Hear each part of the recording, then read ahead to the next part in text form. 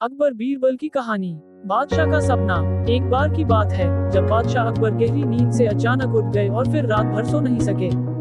वो बहुत परेशान थे क्योंकि उन्होंने अजीब सा सपना देखा था जिसका मतलब वो समझ नहीं पा रहे थे। उन्होंने देखा कि उनके एक के बाद एक सारे दांत गिरते चले गए और आखिर में सिर्फ एक ही दांत बचा।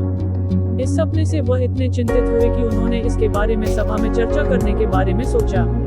अगले दिन सभा में पहुंचते ही अकबर ने अपने विश्वसनीय मंत्रियों को सपना सुनाया और सभी से राय मांगी। सभी ने उन्हें सुझाव दिया कि इस बारे में किसी ज्योतिष से बात करके सपने का मतलब समझना चाहिए। बादशाह को भी यह बात सही लगी।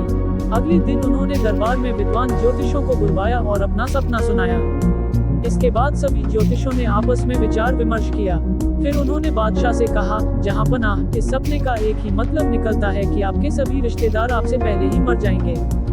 ज्योतिषों की यह बात सुनकर अकबर को बहुत गुस्सा आया और उन्होंने सभी ज्योतिषों को दरबार से जाने का आदेश दिया। उन सभी के जाने के बाद बादशाह अकबर ने बीरबल को बुलाया और कहा, बीरबल, तुम्हारे अनुसार हमारे सपने का मतलब क्या होगा?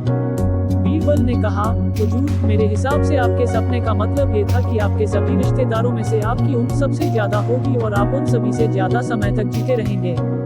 इस बात को सुनकर बादशाह अकबर बहुत खुश हो गए। वहां मौजूद सभी मंत्रियों ने सोचा कि बीरबल ने भी ज्योतिषों की ही बात को दोहराया है। इतने में बीरबल ने उन मंत्रियों से कहा कि देखो, बात वही थी, बस कहने का तरीका अलग था।